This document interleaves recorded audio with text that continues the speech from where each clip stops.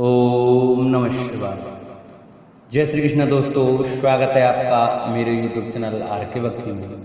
दोस्तों, मैं आज आपको हरियाली तीज की व्रत कथा सुनाऊंगा। कृपया से ध्यानपूर्वक सुने।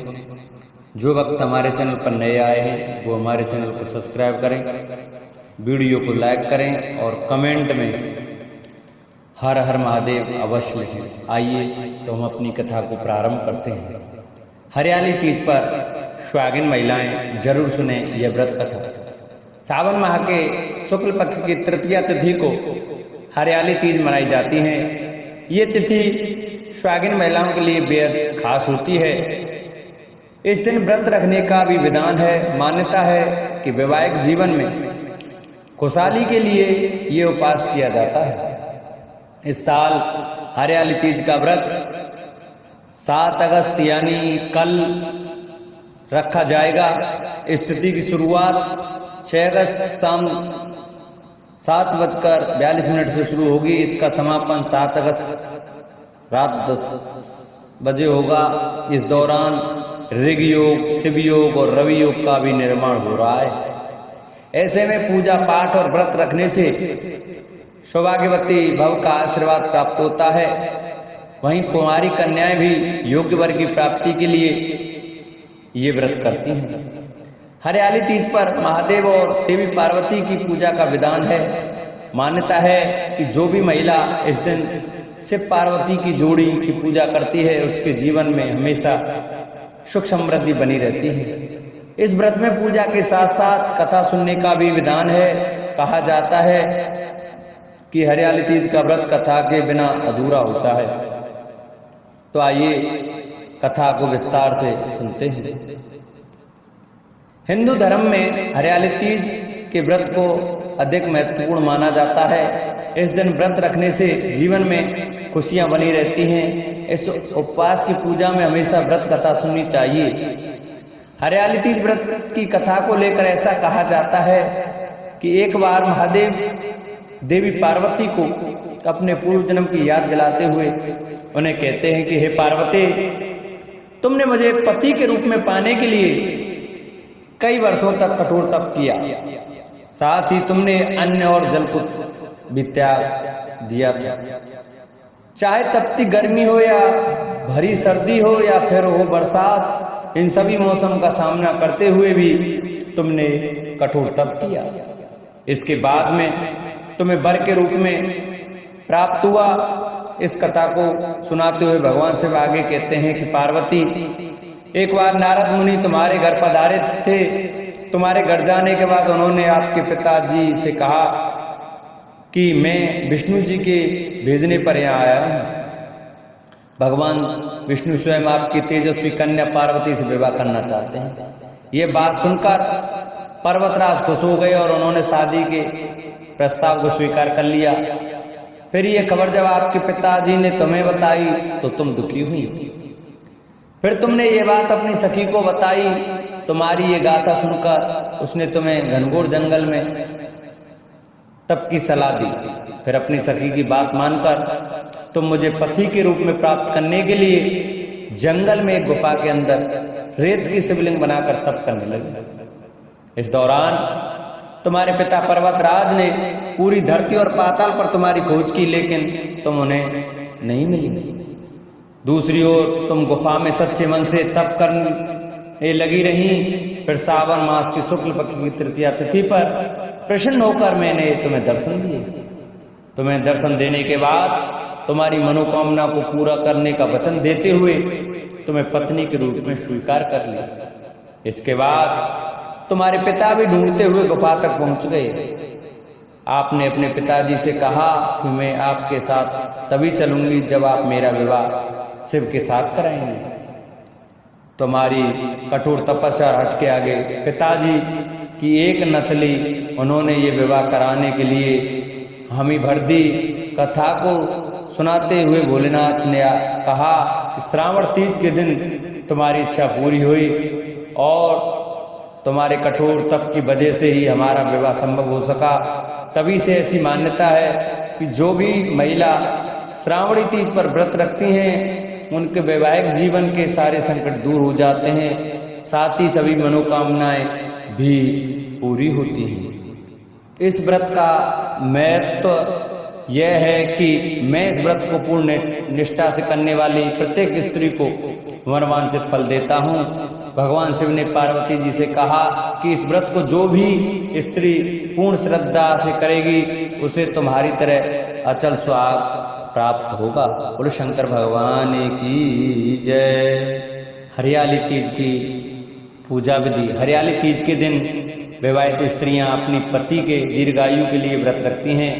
इस दिन स्त्रियों के मायके से श्रृंगार का सामान और मिठाइयां उनके ससुराल भेजी जाती हैं।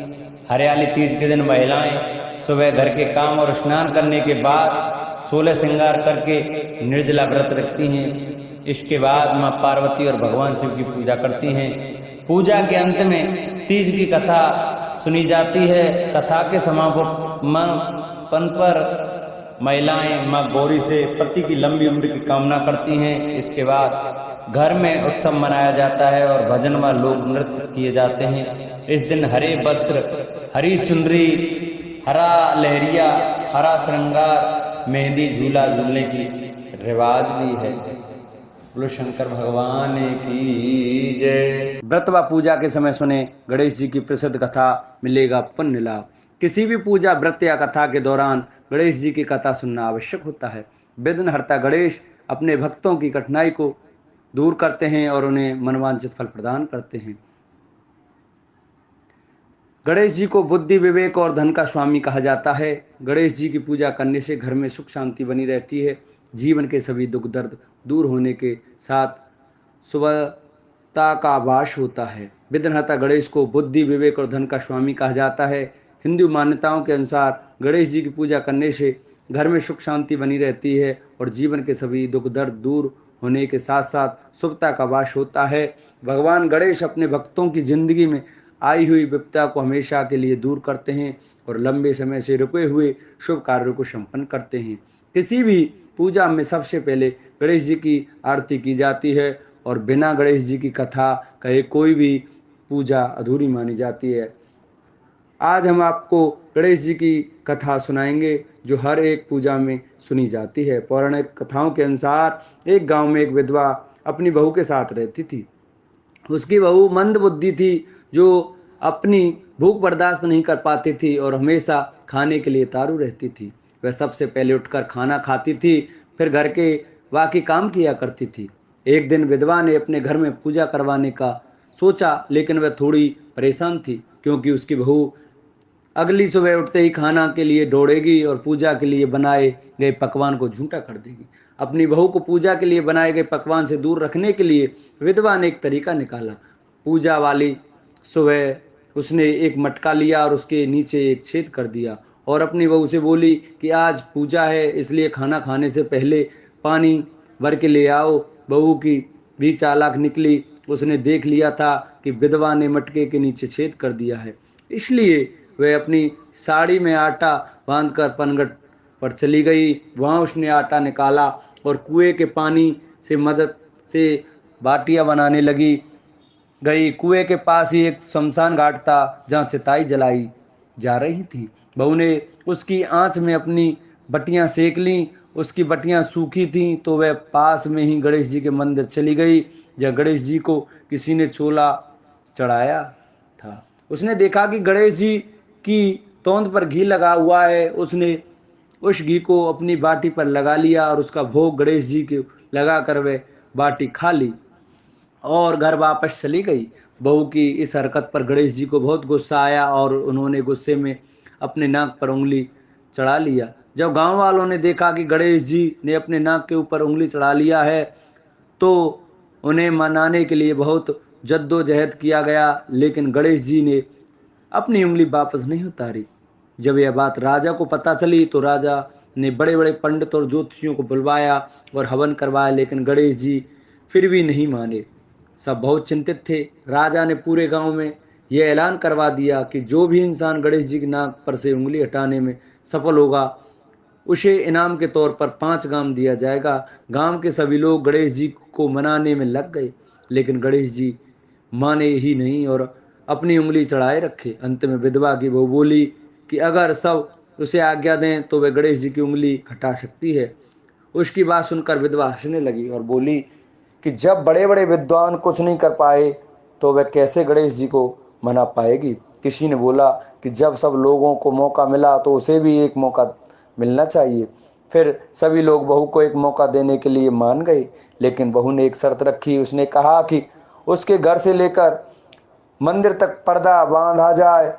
सब लोगों ने सोचा कि इतना कुछ तो हो ही चुका है तो पर्दा बांधने में क्या जाता है।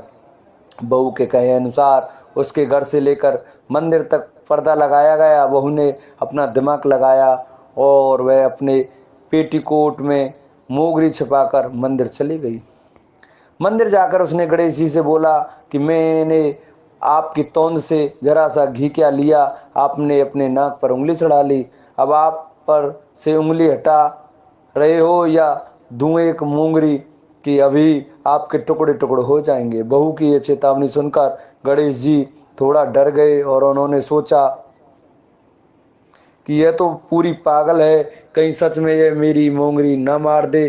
गणेश जी ने बिना सोचे समझे अपनी नाक पर से उंगली हटा ली, जिसे देखकर गांव वासी खुश हो गए और बहू का जयकारा करने लगे। राजा के ऐलान के मुताबिक बहू को 5 गांव इनाम में दिए गए। यह कथा सुनकर लोग गणेश भगवान से यह मांगते हैं कि वह भी उस बहू की तरह सबकी बात मान जाएं और उनकी मनोकामना पूरी कर दें। बोलो गणेश भगवान की जय। जिन भक्तों को हमारी वीडियो अच्छी लगी हो वो हमारी वीडियो को ज़्यादा से ज़्यादा शेयर करें, चैनल को सब्सक्राइब करें, वीडियो को लाइक करें और कमेंट में श्री गणेशाय नमः लिखना न भूलें। बोलो गणेश भगवान की जय। बोलो गणपति महाराज की जय।